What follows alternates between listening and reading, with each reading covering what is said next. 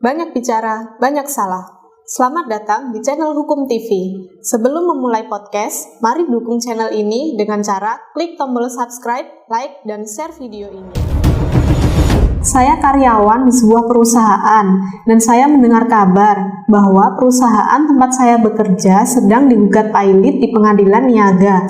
Yang mau saya tanyakan, apa yang dimaksud dengan kepailitan? Lalu bagaimana keadaan harta bagi debitor yang dinyatakan pilot? Berbicara terkait apa itu pilot, menurut hadis Subhan, pilot merupakan suatu keadaan di mana debitor tidak mampu untuk melakukan pembayaran-pembayaran terhadap utang-utang dari para krediturnya. Sedangkan kepailitan merupakan putusan pengadilan yang mengakibatkan sita umum atas seluruh harta kekayaan debitor pilot, baik yang telah ada maupun yang akan ada. Pasal 1 angka 1 Undang-Undang Kepailitan dan PKPU. Berikut beberapa perusahaan yang dinyatakan pilot. Yang pertama, Kresna Life yang sudah diputus pilot dan berkekuatan hukum tetap oleh Mahkamah Agung. 2. Kampung Kurma juga diputus pilot. Dalam pasal 292 Undang-Undang Kepailitan dan PKPU nomor 37 tahun 2004 menyatakan bahwa putusan pernyataan pilot atas penolakan suatu perdamaian mengakibatkan debitor PKPU tidak dapat mengajukan perdamaian lagi, dan karenanya harta pilot debitor langsung berada dalam keadaan insolvensi atau keadaan orang atau perusahaan yang tidak dapat membayar utang atau kewajiban keuangannya dengan tepat waktu, sehingga hal tersebut mengakibatkan hakim pengawas memberitahukan kepada pengadilan niaga supaya ditetapkan pilot oleh pengadilan niaga. Bagaimana ya Pak syarat pengajuan kepailitan? Menurut pasal 2 ayat 1 Junto pasal 8 ayat 4 Undang-Undang Kepailitan dan PKPU nomor 37 tahun 2004 ada dua syarat, yaitu ada dua atau lebih kreditor.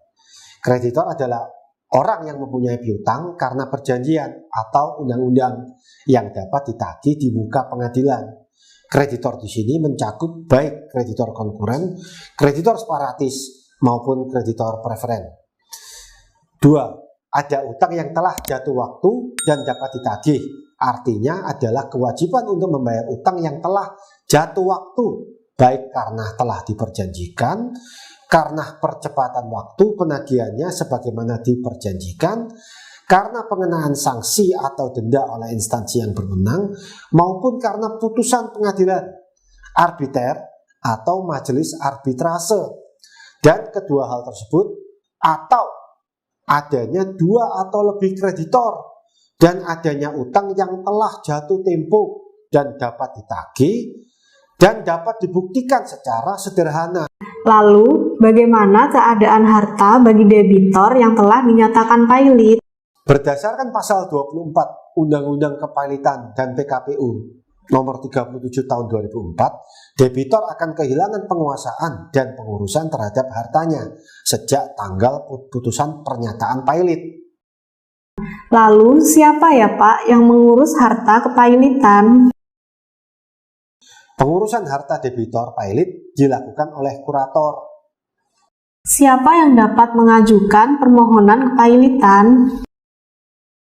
Yang dapat mengajukan permohonan kepailitan, yang pertama debitor dan kreditor, yang kedua kejaksaan dalam hal kepailitan tersebut untuk kepentingan umum, yang ketiga Bank Indonesia, dalam hal ini debitornya merupakan bank, yang keempat Badan Pengawas Pasar Modal, Bapepam, dalam hal debitornya adalah perusahaan efek, bursa efek, atau lembaga clearing dan penjaminan. Yang kelima, Menteri Keuangan. Dalam hal debitornya adalah perusahaan asuransi, perusahaan reasuransi, dana pensiun, atau BUMN yang berkecimpung di bidang kepentingan. Gimana ya Pak pengajuan permohonan kepailitan? Permohonan kepailitan sama halnya dengan pengajuan PKPU, diajukan ke pengadilan niaga melalui paniteraan pengadilan niaga. Pasal 1 ayat 7 Undang-Undang Kepailitan dan PKPU. Bagaimana kelengkapan pengajuan kepailitan? Kelengkapan yang harus dipenuhi dalam pengajuan kepailitan sesuai dengan formulir yang disediakan oleh pengadilan niaga. Antara lain, yang pertama permohonan pernyataan pilot diajukan kepada ketua pengadilan. Yang kedua, mengisi kelengkapan formulir yang disediakan pengadilan niaga, antara lain surat permohonan bermeterai dari advokat yang ditujukan kepada pengadilan niaga. izin advokat dilegalisir pada kepanitraan pengadilan niaga setempat, surat kuasa khusus, surat tanda bukti diri atau KTP suami atau istri yang masih berlaku. Hal ini bagi debitor perorangan, akta pendirian dan tanda daftar perusahaan yang dilegalisir. Hal ini bagi debitor perseroan terbatas, akta pendaftaran yayasan yang dilegalisir. Hal ini bagi debitor yayasan, surat pendaftaran perusahaan atau bank atau perusahaan efek yang dilegalisir bagi pemohon kejaksaan atau Bank Indonesia atau Bapepam. Panitera mendaftarkan permohonan tersebut dalam waktu paling lambat 1 kali 24 jam dan 3 kali 24 jam. Pengadilan harus menetapkan hari sidang yang penyelenggaranya paling lambat 20 hari dan oleh alasan tertentu dapat ditunda menjadi 25 hari. Bagaimana ya Pak proses persidangan kepailitan? Pemanggilan para pihak untuk bersidang pada waktu yang ditetapkan. Permohonan harus dikabulkan apabila terbukti sesuai dengan persyaratan. Dalam hal sidang kepailitan tidak dikenal adanya replik dan duplik.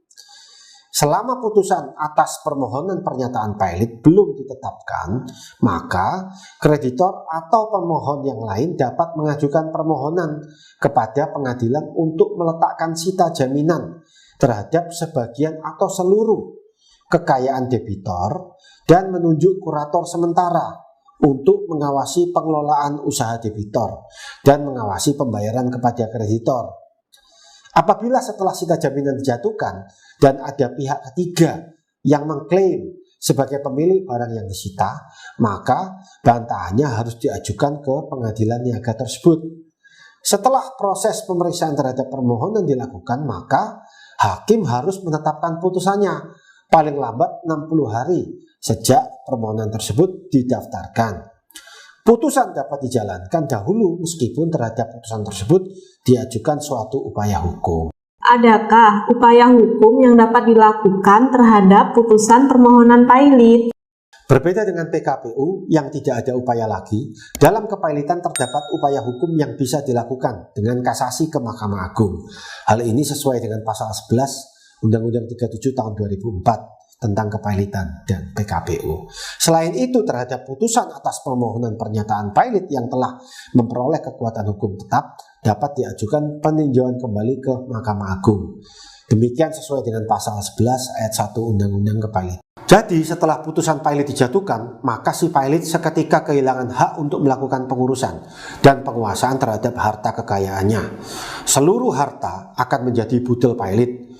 Kurator yang ditetapkan dalam putusan pailit segera bertugas melakukan pengurusan dan penguasaan budel pailit tersebut di bawah pengawasan hakim pengawas. Meskipun terhadap putusan tersebut diajukan upaya hukum, baik berupa kasasi ataupun peninjauan kembali. Terima kasih. Terima kasih sudah menonton dan mensupport video ini. Semoga channel ini bisa bermanfaat dan terus berkembang.